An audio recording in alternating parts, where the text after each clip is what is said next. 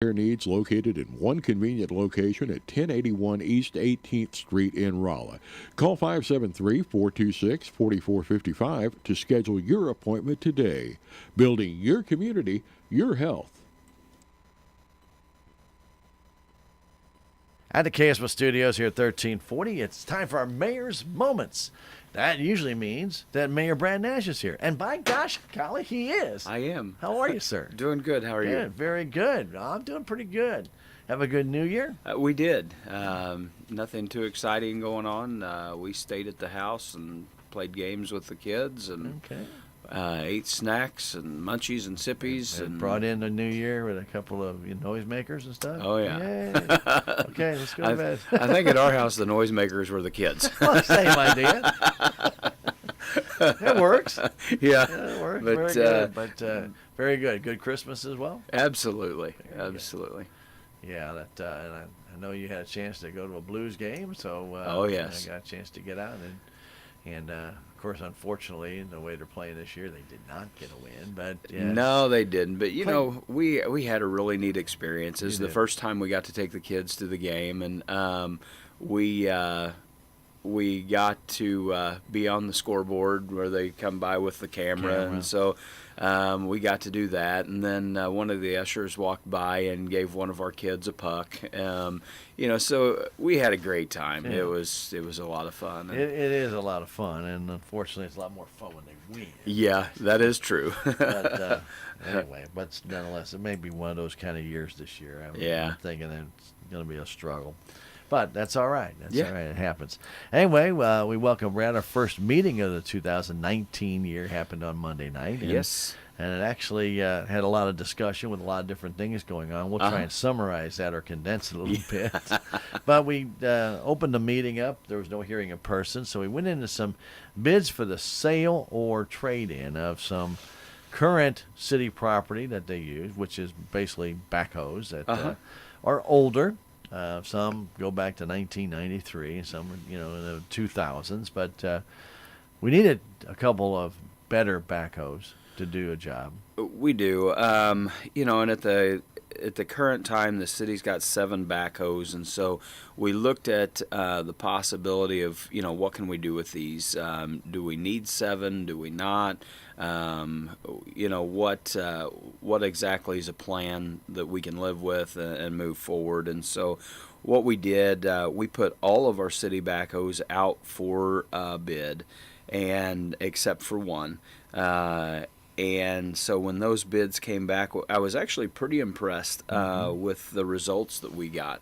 Herb Equipment won the bid on all of the backhoes. And they put in a stipulation, though, that if their bids were for trade-in towards new backhoes. Right. And they put in a stipulation that if we didn't buy the new backhoes, then they really wasn't interested in buying them. So when you take their money away, the difference in the backhoes for the majority of them were pretty substantial. And so, we've kicked around this idea for several weeks now and tried to figure out the best option for the city. And so what we've decided to do is trade in 6 of the backhoes and actually purchase 2 new ones. There's going to be one of our older backhoes that we save as a spare that we'll put at the street department. But then we can put the money that we get off of the trade-in allowance towards the new backhoes. And so we also looked at doing like a lease for the backhoes and purchasing them outright. And to trade them in and for us to purchase them outright was going to be the best and the cheapest option for the city. If we done that, we could buy the backhoes on state bid, which actually saves us several $1,000s. Almost 100. Yeah, by doing that.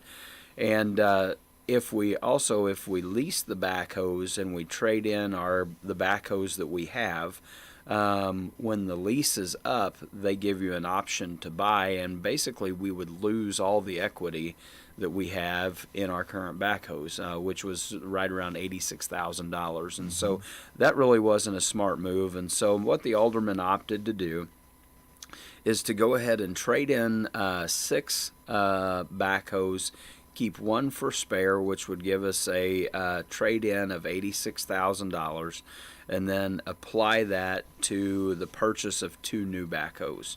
Its state bid for those 2 backhoes was $195,000. After the trade-ins and everything were deducted from that price, the city's going to finance $109,530.70 over a 5-year period. Okay. And so, like I said, in looking through all that, and there was a lot of discussion, a lot of really good discussion over this. It looks like financially that's the best way to handle that situation. Scenario. Yeah. Alderman Heidholt brought out some very, very neat information, and he is reminding the city, right now, though, with putting in minimal hours, and after 5 years, to kind of what we do with the police cars, is you may want to get them on a rotation basis to where after 5 years, you trade them in on new backhoes, and you still have a residual value, just as long as you don't exceed the hours by too much, which probably won't happen. I don't see that really happening. And, it was also suggested that the county does the same thing with graders, and they have a built-in buyback from Herb or from Cat, Fabic, that this is the price it's going to be, that they'll actually pay at the end of that 5 years back to you to get that backhoe. Sure. And that might be something the city wanted to look into. But this is the best way because you spread those payments over a period of time. That's exactly right. And, and they've got the equipment that's got a 5-year warranty on them. So it's possible, depending on how this works out, if we could trade them at that 5-year mark, we could get into a couple of new backhoes and still have or start our warranty period over, and so that's going to save us a lot of money on maintenance, that type of thing as well. And so this could be a really positive thing.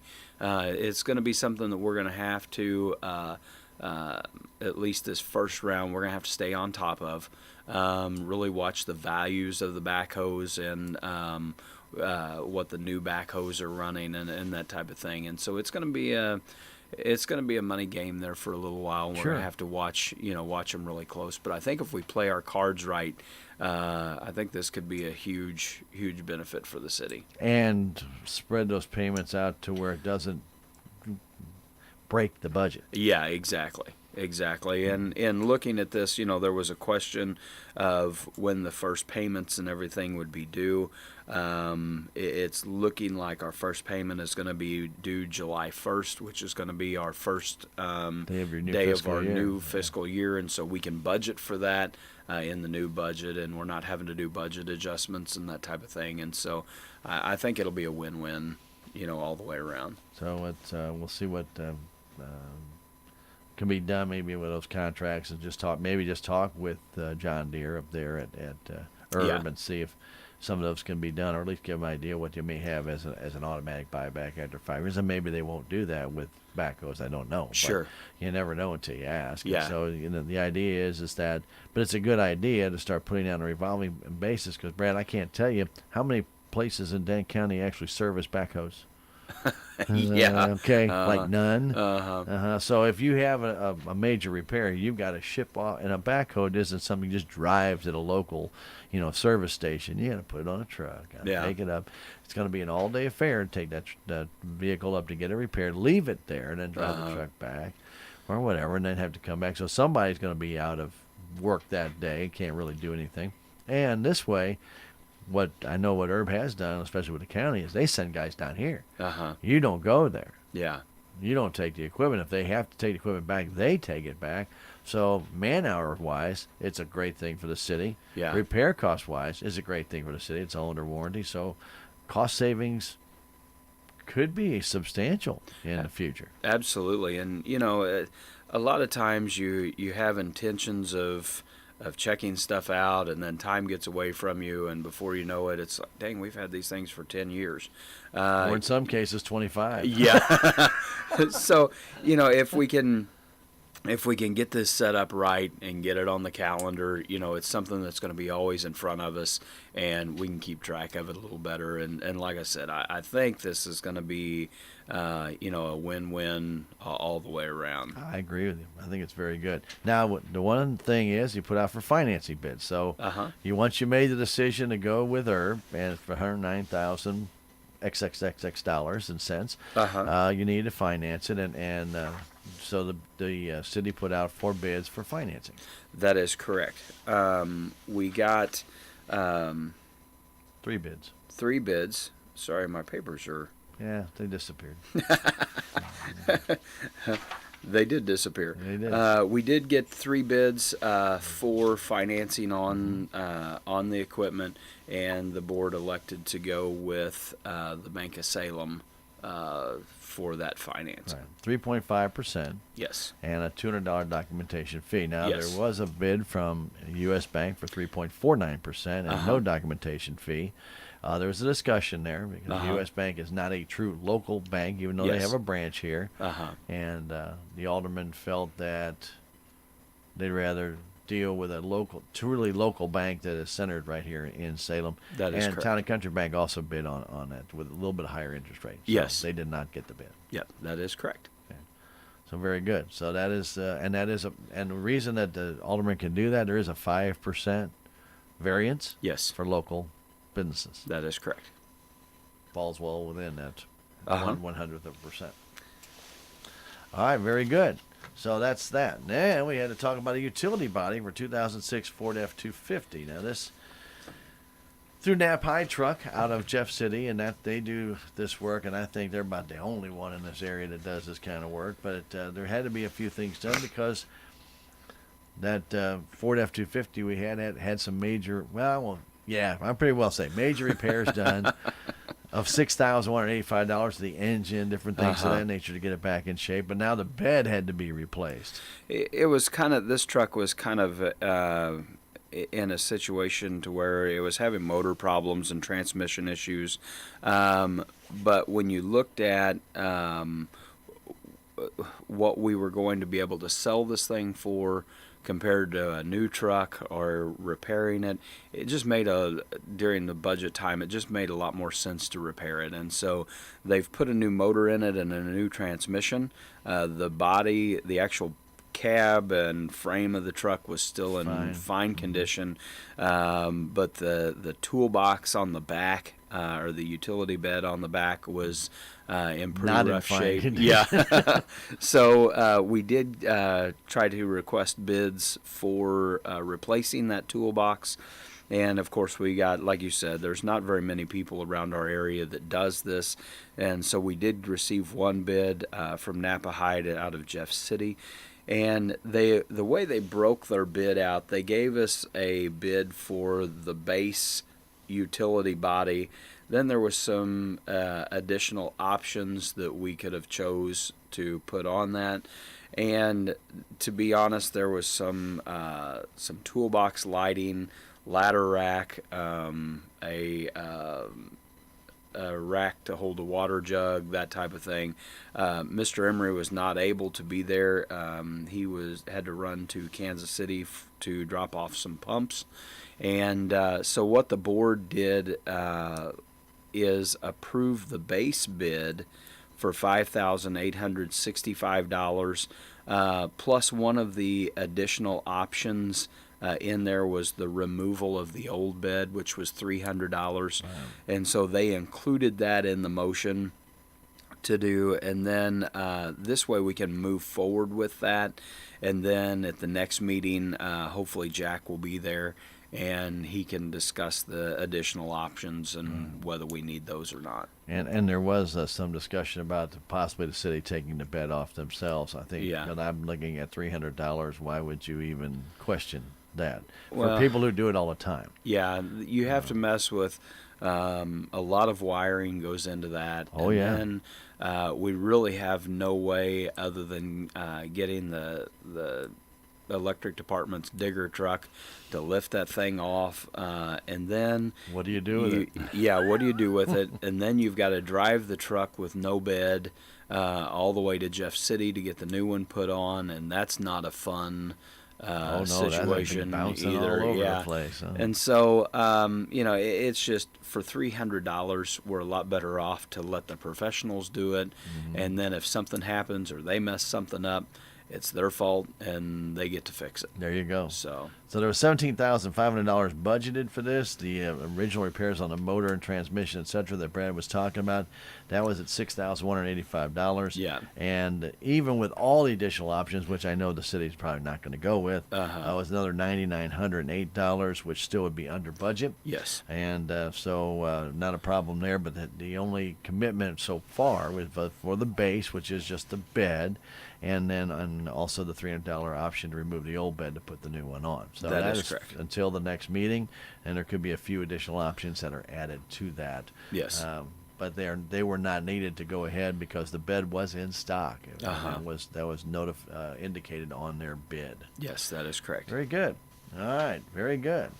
Okay, moving forward, we had the consent agenda. Not a heck of a lot in there, except we did have the Public Works report from Mr. Nash, and also we had the Economic Development Director report from Ms. Burbridge. And, of course, those are reports that just 6 months ago we didn't have. That is exactly right. And, it's been really nice. Prior to Mark being there and Sally being there, the superintendents had tried to get a list together of things that they've accomplished throughout the month and that type of thing. But since Mark and Sally's been there, it's been really nice to see those reports, and they've taken some of the things out of there that we really prior to, we were getting stuff in there about on this day we cleaned the shop, this day we swept out the trucks, whatever. That's important that that's done, but that's not necessarily things that we need to know about. I mean, we want to make sure that they're done, and if they're not, we need to make sure that they're getting done. But that's why you hired a public works director. But, yeah, exactly. And so a lot of that stuff is being taken out, and so we can actually sit down and see the meat and potatoes of okay, this is actually what's getting done. Mm-hmm. And then with Sally's report, it's been nice to see she's put in some graphs and charts of different things that kind of helps us look at the economy of our area and different issues like that, and a range. That last year this is where we were at. This year this is where we're at, and where you can compare. So it's been a huge benefit for their reports in those packets. Very good. Yes, she brings out some very good information, yeah, including the leads that were. And I know sometimes people don't know what's going on, because if somebody contacts the city about possibly locating a business here, those things cannot be talked about because there's a contract being involved. So yes, so they can say we've had somebody interested in coming to Salem. We've got leads that may be out there, but you're not going to get who those people are or what's going on, because it's an ongoing process. It's like a legal investigation. If you got police investigating some kind of robbery, they can't talk about it. Yeah, until they complete their investigation. So until the contracts are signed, Sally's not going to put out there, we're talking to IBM. They're going to move their headquarters to Salem. And, now you're going to get a rumor started. No, they're not. Trust me. They're stuck in Minnesota. Trust me, they're not going anywhere. But, the idea is that she does provide a wealth of information in somewhat generic form, so that we can understand what she's doing. And you also know why it has to be done that way as well. Absolutely. So there is confidentiality in some of those discussions. Very good. So, very good reports. And that was all. The consent agenda was approved. It was a discussion about the cancellation of meetings. We talked about that the last time we got together.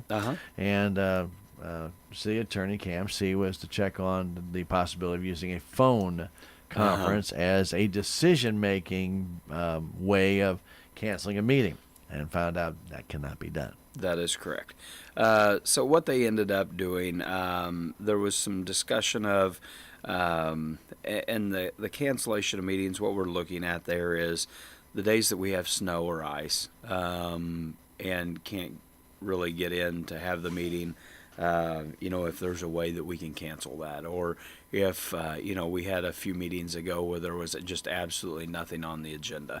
Is there a way to cancel the meeting? And the board elected to just go ahead and to have the meeting. If there's snow and ice and we get there and not enough aldermen can get there for a quorum, then we can't have a meeting. And so that's what they elected to do. Well, that just makes sense. You Yeah. know, if you don't have a quorum, you can't have the meeting. Yeah, that's right. And as you mentioned, and there was some discussion about having it tied to a school cancellation or something of that nature. And the interjection point of where that would make sense is, okay, if school cancels, it's canceled. But we also know school may cancel at 5:30 in the morning, and by 4 o'clock in the afternoon, the sun is out and all the snow is gone. Yeah. Would it make sense to call a meeting up because the school was canceled that day? Well, and, baby. there's been situations too where the schools have had to cancel because of gravel roads. Oh, right. Where right. the city roads are fine, city or roads. city streets are Sure. fine. So there's really no good way that we have seen so far to do this, and so Leave it alone. we're just going to leave it alone. We'll have a meeting if we have enough people show up. We'll have a So meeting. we may have to have the street department while they're blading roads come and pick us up, but we'll have a meeting.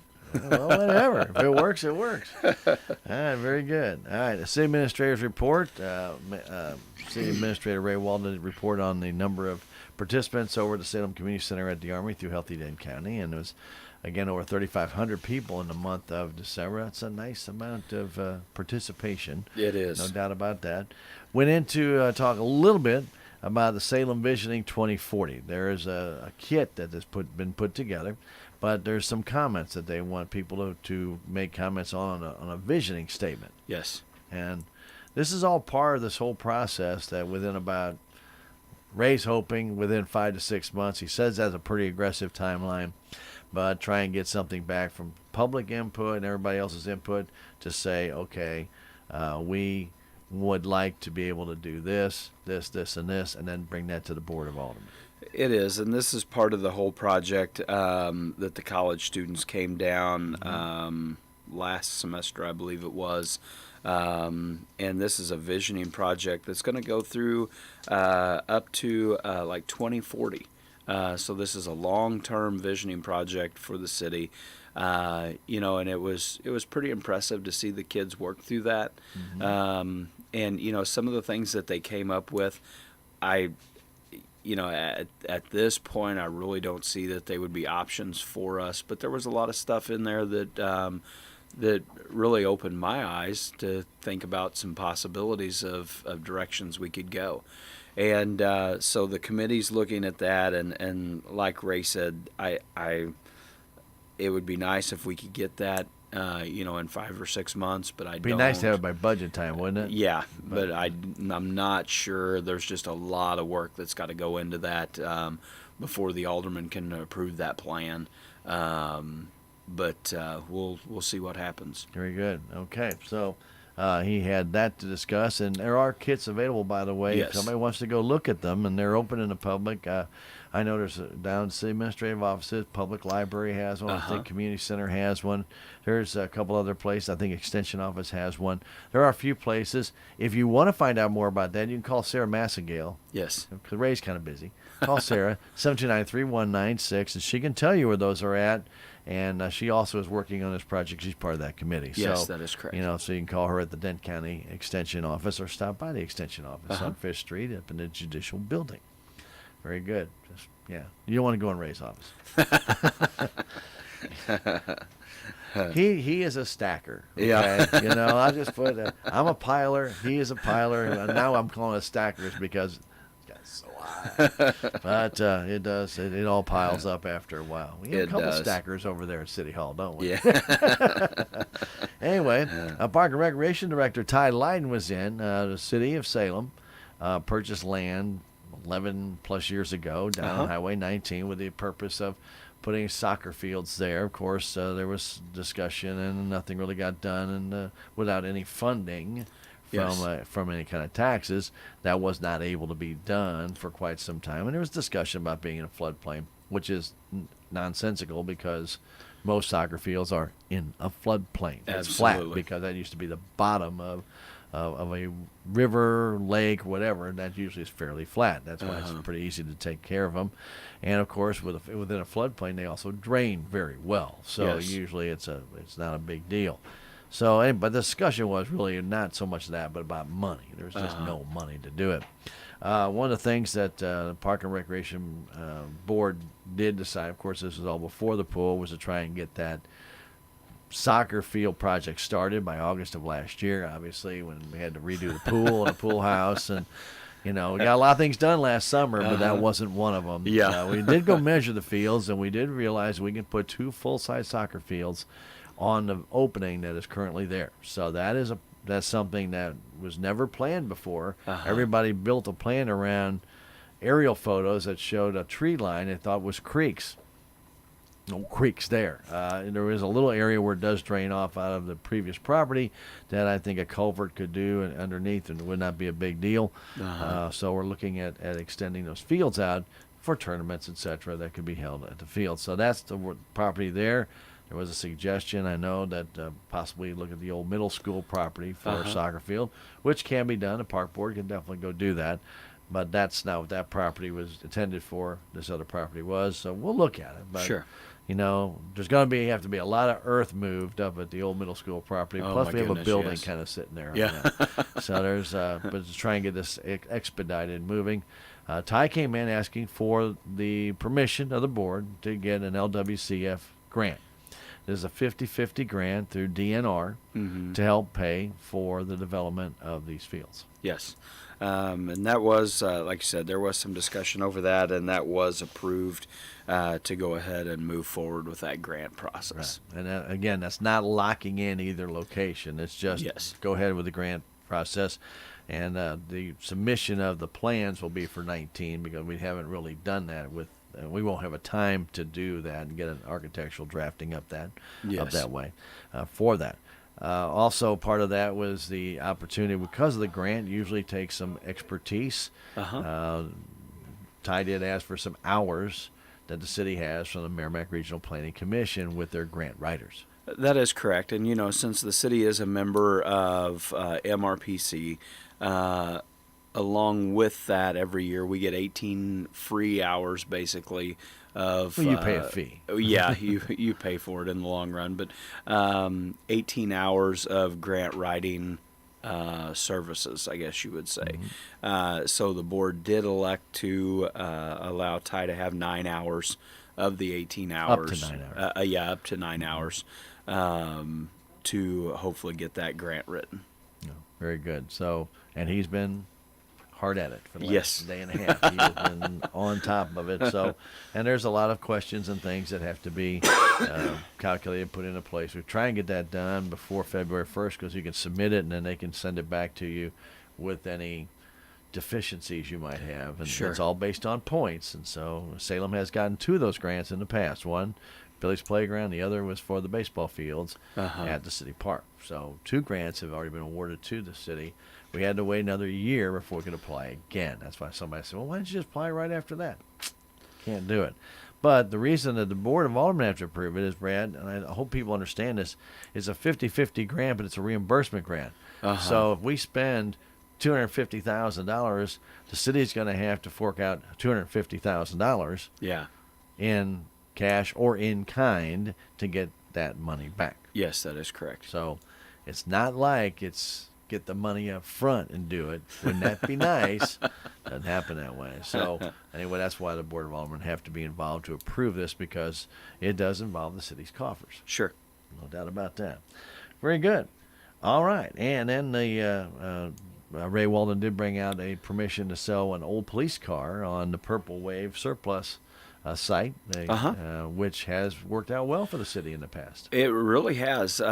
We sold a few vehicles on there a couple of months ago, and this was the first time that we've ever used this site to sell our vehicles. Normally, we just do a citywide auction, and typically we don't get much. The vehicles don't bring very much at all. And it ended up with Purple Wave. They've got a representative that comes down. He takes pictures of the cars, gets all the information, posts everything on the internet. It just works out really well.